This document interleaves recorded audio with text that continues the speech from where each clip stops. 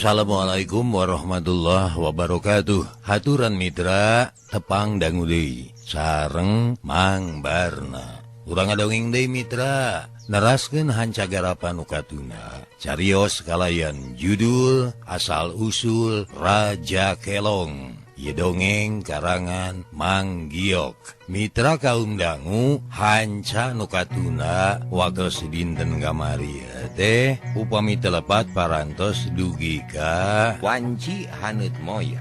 Angka Wijaya geus bisa ngalantung di tepas imah. Panona rarat reret nitenan kaayaan di sabudereunana.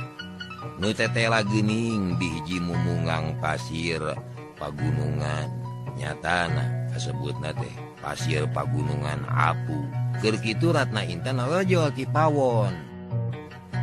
Tah upami telepat mah dugi ka dinya nya mitra hanca teh. Kumaha terasna mangga urang sami-sami lajengkeun deui wae. Sok mitra kaparayun sadayana.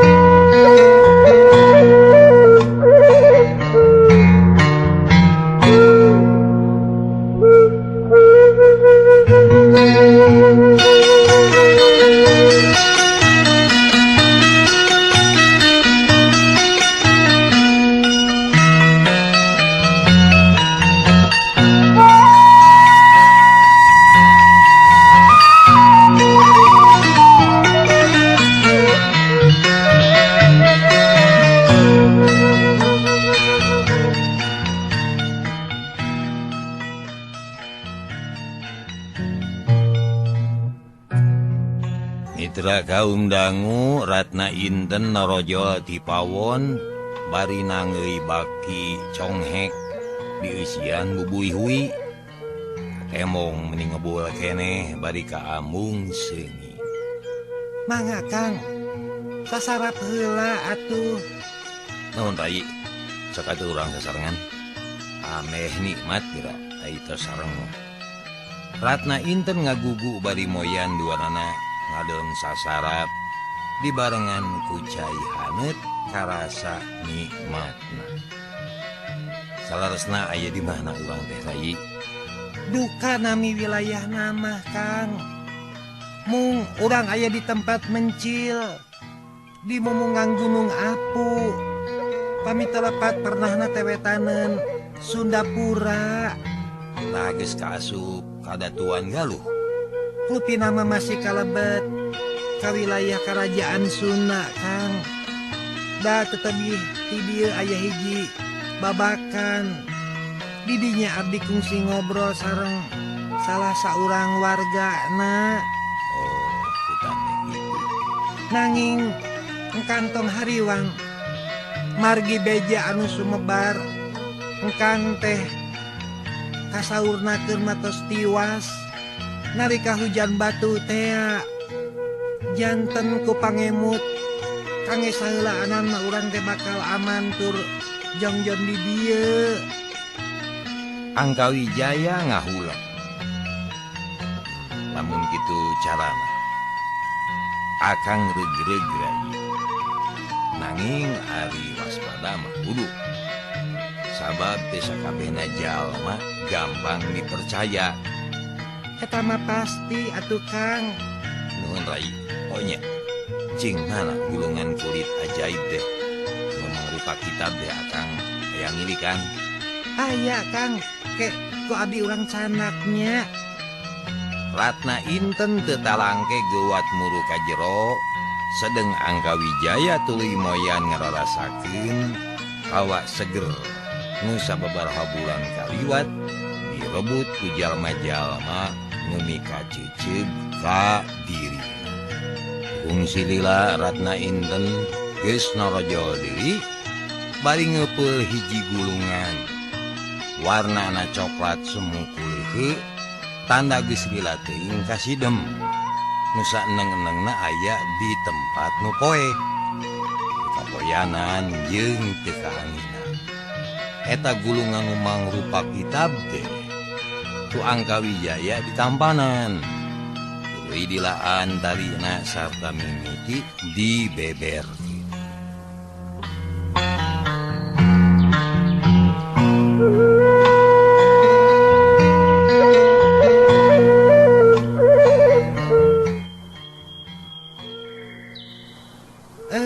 Kang saur si Kalamaruta ieu gulungan kitab teh tos lami ngancik di jero beuteung tangkal raksasa.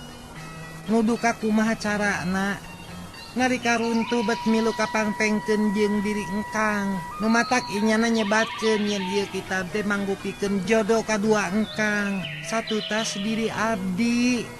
Duh hanya akalnya eta buta mulang manten kara majalah Ujung. Jadi akang teu bisa nganuhunkeun sumawona mulang tarima upama kitu mah. Nya mugi-mugi bae kapayuna tiasa ditepangkeun deui atuh Kang. Ceuk Ratna Inten bari ngarius sabab teu terus terang ka salakina ngeunaan si Kalamaruta saparakan. Mangga atuh Kang, masing jongjon. Abdi bade ngaibakan heula si Utun. Mengpeung haneut moyan keneh. Ya, sok rai miraibakan si Utun atuh ka itu. Ratna Inten tuluy ngaleos ari Angkawijaya. Mimiti mukaan kitab.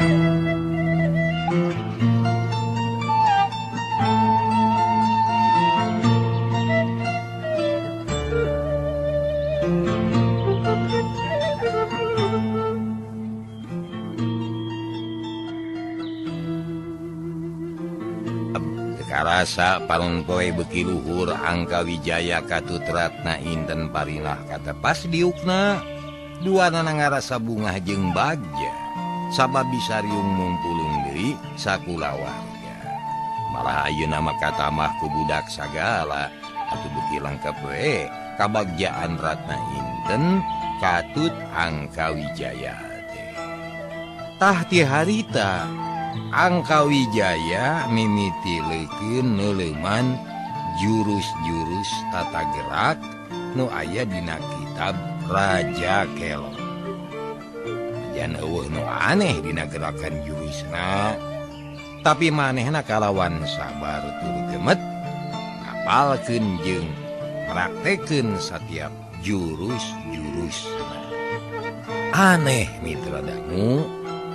Saprak Angkawijaya ngagugu kana pamenta si Aki. Manehna teu ngalaman ngimpi anu araraneh deui. Sarena malah ayeuna mah tibra tara ngalaman nepi ka udang tengah beuti.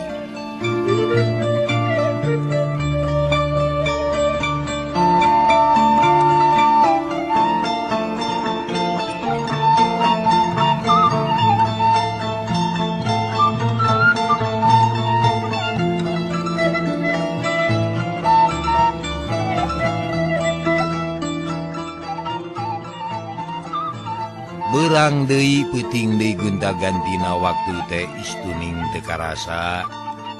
Nyaho-nyaho Angkawijaya cicing di pagunungan kapur teh geus aya kana satauna. Nya nu sakitu lilana teh manehna tuluy-tuluyan neuleuman jurus-jurus nu aya dina kitab Raja Kelo. Pikeun ka tahap kahiji manehna tamat, pikeun saterusna manehna rek ningkat ka tahap kadua. Basa Angkawijaya meberkeun deui gulungan kitab, pikeun merhatikeun tahap jurus saterusna. Ngadadak samar-samar aya tulisan dina huruf Palawa kuno. Dalamun saliwat mah tangtu moal kaciri eta huruf teh. Ngan ku katalitianana eta tulisan kaciri ku Angkawijaya. Yen manehna nu memang tileutik digedekeun ti kulawarga karaton tangtu bae eta tulisan teh kaharti kalawan jelas. Sedengkeun unina eta tulisan teh kieu. samemeh sia ngamimitian ngulik tahap kedua. Sia kudu ngaduruk kitab tahap kahiji. Calacahna ku sia inum, hijikeun jeung getih sabangsa kalong, sing nepi ka ludes. Hah, kudu diduruk. Angka Wijaya ngagerneng meh teu percaya. Ngan ras inget ka omongan si Aki. Magar sagala pituduh katut carana kudu dilaksanakeun lamun hayang tepi kanu dimaksud. Lalaunan gulungan kulit ipis teh dikeureut, tuluy diduruk malah sakumaha ceuk pituduh eta kitab teh calacahna diinum dihijikeun jeung getih kalong anu panggedena. Aya nu aneh. Isukna sabada hudang awakna karasana teh seger. Aya hawa panas anu ngagalura jeroun awakna. Leuwih hebat deui batan anu kapimili ku manehna salila ieu.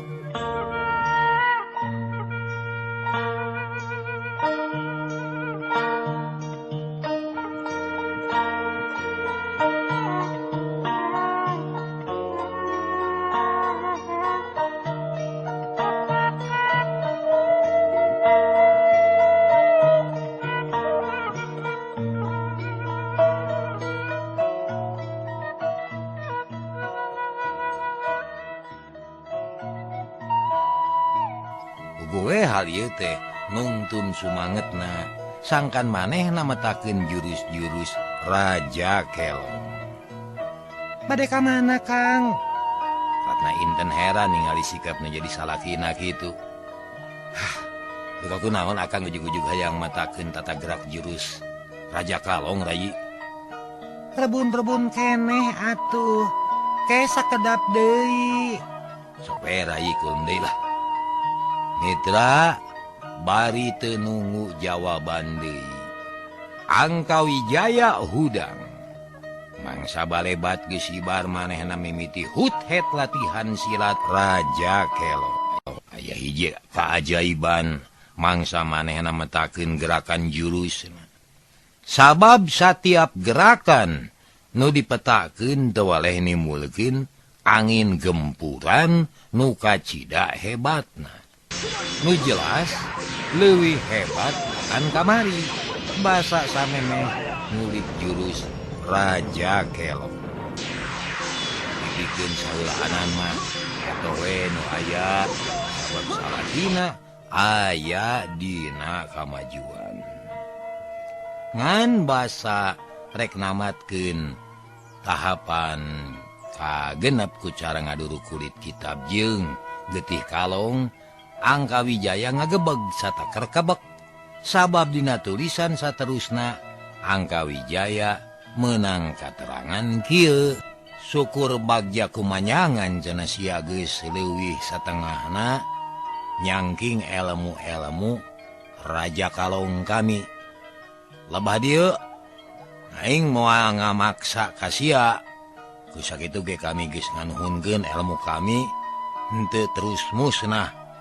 Ngan perlu ku sia dikanyahokeun syarat mutlak namatkeun tahap kagenep Raja Kalong teh teu kudu ukur ku getih kalong jeung kulit kitab, tapi sia kudu mampu mergasa nurani sia. Kitu cek eta katerangan. Hah? Kudu mergasa nurani. Angka Wijaya ngahulang. Demi maca tulisan saperti kitu. Launan tulisan kituna teh dibaca deui. Anu unina teh kieu. Tah dihanap ieu syarat tumal jeung nu kudu disadiakeun. Baca heula ku sia mun sanggup laksanakeun. Tapi lamun teu sanggup ulah coba-coba sabab temahna matak cilaka keur sia sorangan. Mitra, gue Angka Wijaya ngagebeg satakar kebek. Basa maca pasaratanana eta ilmu Raja Kalong tahapan nu kagenep. Hetong boroning daek nyumponanana kareku macana wungkul ge. manehna geus matak muriding bulu punu. Tungtungna Angka Wijaya ngahuleng. Bari nyerangkeun budak nu keur meujeuhna pikalucueun. Keur totorolongan ngudag-ngudag anak hayam neuting cariak sieuneun. Mustahil aing ngalaksanakeun syarat jeraweun eta kitab. Salian tinongong jeung hate nurani. Kapan aing ge geus kaceplosan sumpah. Moal neuleuman ieu kitab mun seug syaratna teu ilahar atawa mimiti mikung. Ongkoh musuh-musuh aing salila ieu geus nganggap aing teh binasa. Mending euleunan we. Ongkoh si Aki teu kungsi maksa nitah nepikeun ka tamat. Malah make jeung nitah mikir jeung nimang-nimang sagala. Nya cukup we ngulik ilmu raja kalong teh nepi ka dieu. Kitu ceuk garentes hatena. Ditungtungan ku ngagulungkeun deui kitab, terus diteuneun di tempat anu biasa. Nyatana jeraweun peti ngahiji jeung papakean sejena. Gek manehna diuk deui. Tuluy nyerangkeun deui budak anu sababaraha kali labuh. Balas ti tajong atawa ti kudawet kana akar kemang soka. Tapi eta budak teh bangun taya ka nyeri. Ngure ceceleukeutekan bari ngorejat deui hudang. Barang keur anteng merhatikeun budak. Jerit di laneuh sada anu ngajerit. Angka Wijaya ngagebeg. Ras inget ka bojona anu keur ditampian. Jileng manehna luncat kaburuan. Sakilat budak dipangku. Tuluy ngabelesat lumpat muruk ka lebah datangna sora. Hebat-hebatna sirna bobot. Kiwari ku manehna dipibanda. Tapikeun ka sukuna lir anu teu napak kana lemah. Tapi sanajan kitu manehna masih can sadar kana naon-naon nu kajadian. Breh kaciri Ratna Inten teh keur aya anu ngoconan. Sampingna keur pada ngabenyeng ku tilu urang jalma anu daredeg jeung kaleker teu matak aneh. Lamun dada katut ping-pingna meh kaciri kabeh. Nu mata kaget pikeun Angka Wijaya hiji di antara bet aya musuh gerotna. Si Damar Wulung. Pokna atuh ngaheab hate Angka Wijaya. Urat sarap tepikeun ka randeng. Perutna dibuleud-buleud we neuteub Ki Damar Wulung nu katingali bangun bunga ngulinkeun Ratna Inten nu jurat-jerit menta dulung. Hehehe, bagus Nyai Jempe, ganeng. Di tempat mencil kieu rek saha nu nulungan. Anggur cicing sarta hayu urang senang-senang. Nyai senang pon kitu deui akang, batan jurat-jerit acangkeul-cangkeul genggong. Cuma sabab moal aya nu nulungan. Wah, nu ngadenge ge moal aya. Nya paling-paling caruh. Cek baturna. Teu sudi sia, lepaskeun. Ya, kapal ini oge arek samping Nyai nur dilepaskeunana. Kurang ajar. Naon? Make jeung kurang ajar jeung minta tulung. Tulung atawa tuluy? Kurang ajar. Damar Wulung. Katut baladna ting cakakak nepikeun ka ting lagedai. Ningali kitu Angka Wijaya geus teu bisa ngampeuh deui amarahna. Geus ngecageun budakna lalauna manehna nyarita. Cicing heula di dieu kasep. Abah rek babersih. Si budak siga nu ngarti. Bibirna ngabelenyeh tuluy diuk luhureun batu. Mangsa Angka Wijaya ngaleos. Bubuleud panonna ngaledak kurung ngandung si lalatu. Mun seug Ratna Inten ningalieun, tangtu manehna bakal nyahoeun upama eta sinar teh ngarupakeun kakuatan ti si Kalangunil anu ngancik jeroeun mata anakna Erenkeun kabiadaban Andika dabar wolung. kadenge Angka Wijaya hahaok bari nulak cangkeng di sisi walungan. Wae tilu urang jalma anu keur ting cakakak ngoconan teh ting rarenya. Sokomo basa sidik saha anu hahaok dieu. Angka Wijaya. Gini, Andika hirup keneh. Damar wulung gegog bari gigisik Bisi salah nempo. kaula moal binasa. Satungtung musuh-musuh kaula harirup keneh. Pang-pangna mah kanu geus ngahianat ka diri kaula sakulawarga. Nya kaasup Andika di antarana da Nu tadi ditancelebkeun dina kareges walungan.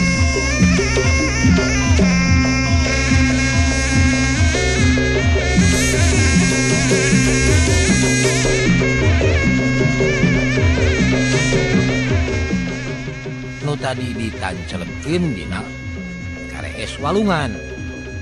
geus kitu ting gorowok bari laluncatan.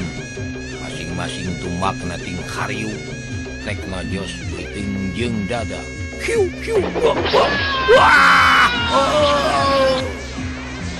Ini kumahakeun carana Mitra. Nyaho-nyaho eta baladna Damar Wulung teh anu boga ngaranna Lajeng Nalu nepi ka ngajungkal deui ka tukang. Bari dina sungutna ngucratkeun getih seger. Sedengkeun tumbakna mareceleng kapangpengkeun. Ujubar. Duanana ting ujubar. Terus ting karelet ka bawah palid mung duanana oge langsung kalenger katiuhan. Gebeg. Damar Wulung ngagebeg. Beungeutna langsung tias. Teu sangka upama Angka Wijaya boga kakuatan sarupa kitu. Sadar upama kiwari nu bisa ngarupanana teh lain Angka Wijaya anu sababaraha taun katuka. Di salian di manehna boga cepetan tapi oge boga kakuatan hebat nu can kaukur nepi ka pelemahanna tahapan.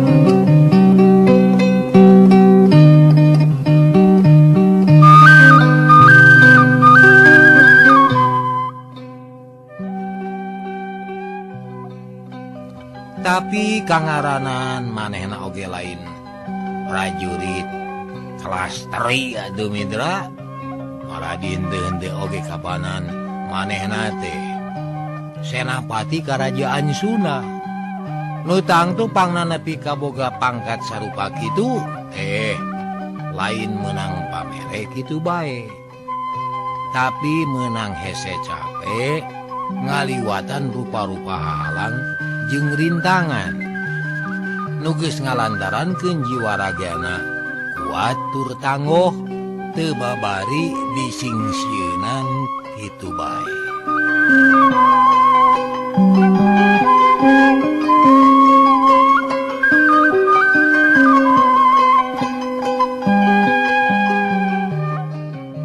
Ku kituna saeunggeus nentremkeun hate tur ngamurnikeun pikiran. Manehna maju bari tatan-tatan. Bari nyiapkeun siasat pikeun ngejat kitu teh lalaunan. Pamasig dirina bener-bener teu sanggup ngalawanan ieu buronan. Nah, ngalina Andika geus boga pangabisa anu leuwih Angka Wijaya. Buktina Sina Lajeng Sinalu rubuh ukur sageprakan. Tapi perlu ku Andika dikanyahokeun si Damar Wulung moal bisa ruakeun jeung Sinala katut Sinalu. Bagus. Teu kudu loba omong. Nya ayeuna umur anjeun ku kaula bakal dicabut pikeun nentremkeun Rama Wikramajaya di alam kalanggengan. Ku Andika geus dihianatan.